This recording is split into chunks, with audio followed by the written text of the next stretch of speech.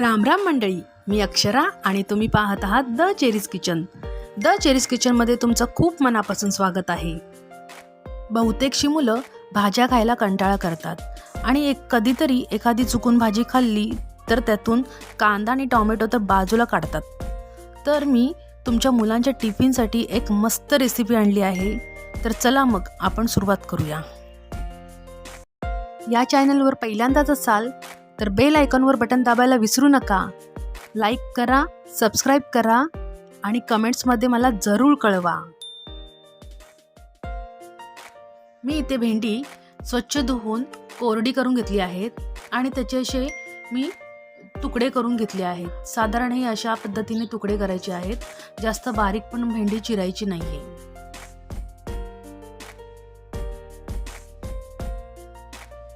पॅनवर आता थोडंसं तेल टाकूया आणि ते तेल सर्व बाजूनी पॅनला लागलं पाहिजे म्हणून पॅन थोडासा असा गोल फिरवून घेऊया, म्हणजे तेल हे सगळ्या बाजूने पॅनला लागेल.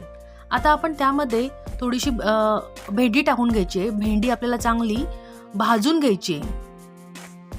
भेंडी यासाठी भाजायचे कारण भेंड्यामध्ये जो बुळबुळीतपणा असतो तो बुळबुळीतपणा निघून जाण्यासाठी भेंडी थोडीशी आपण भाजून घ्यायची आहे. आणि या भेंडीच्या भाजीमध्ये कांदा आणि टोमॅटो मी अजिबात वापरणार नाही आहे. थोडीशी वेगळ्या प्रकारची करणार आहे भाजी. तुम्हाला ही नक्की आवडेल, तुम्ही ट्राय करा. भेंडी भाजून झालेली आहे तर मी आता ही एका प्लेटमध्ये काढून घेते. गॅसवर पॅन ठेवायचं आहे आणि त्यामध्ये पॅन तापला की त्यामध्ये थोडंसं मी तेल टाकते. तेल टाकल्यानंतर त्याच्यामध्ये 1 चमचा मोहरी टाकली आहे. मोहरी तडतडली की त्यामध्ये 1 चमचा जिरा टाकायचा आहे. आता यामध्ये कढीपत्त्याची पानं घालून घ्यायची आहेत. कढीपत्त्याची पानं घालताना कढीपत्ता हाताने असा चुरायचा आहे, म्हणजे कढीपत्त्याचा वास खूप चांगला येतो फोडणीला. 1 गड्डी लसूण घेतली होती आणि ती त्याची पेस्ट करून घेतली आहे आणि त्याची पेस्ट मी फोडणीवर घालते. आता तुम्ही मिक्सरला पण करून घेऊ शकता ही पेस्ट. आणि ह्या लसणीमुळेच ह्या भाजीला खूप चांगला स्वाद येतो, म्हणून लसूण खूप घालायची आहे. आणि फोडणीवर थोडीशी आपण आता कोथिंबीर घालून घेऊया. आणि हे सर्व मिश्रण आपल्याला थोडंसं परतून घ्यायचं आहे, म्हणजे जास्त करपवू नका. फक्त लसणीचा वास थोडा कमी झाला पाहिजे एवढंच भाजायचं आहे.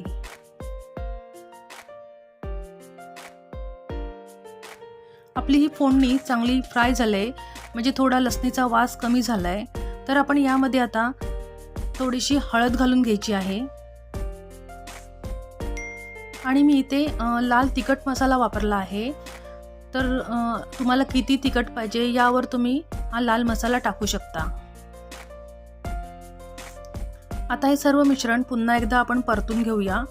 आणि त्यामध्ये आता आपण ही भेंडी भाजलेली होती ती टाकायची आहे आणि ती पूर्णपणे आता परत आपण असं मिक्स करून घ्यायचं आहे.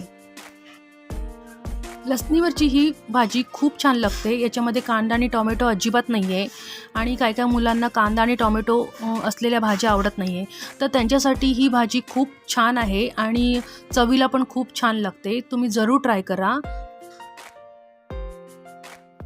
आता यामध्ये चवीनुसार मीठ घालून घ्यायचं आहे आणि याच्यामध्ये आमचूर पावडर टाकायची आहे. आमचूर पावडरमुळे या भाजीला वेगळीच चव येते. आणि थोडीशी कोथिंबीर टाकून घेऊया आणि आता आपण हे पुन्हा परतून घेऊया. आणि ही भाजी आपली तयार झाली आहे. खूप मोकळी अशी भाजी तयार झालेली आहे आणि ही भाजी खूप सोपी आणि झटपट होणारी भाजी आहे. सकाळच्या मुलांच्या टिफिनसाठी किंवा ऑफिसच्या डब्यासाठी ही तुम्ही पटकन बनवू शकता. ह्याला खूप टाईम कमी लागतो. मंडळी, तुम्हाला जर ही माझी रेसिपी आवडली असेल तर पटकन लाईक करा, सबस्क्राईब करा आणि बेल आयकॉनवर बटन दाबायला विसरू नका. खुश रहा, आनंदी रहा आणि माझा नवीन व्हिडिओ पाहण्यासाठी तयार रहा. धन्यवाद.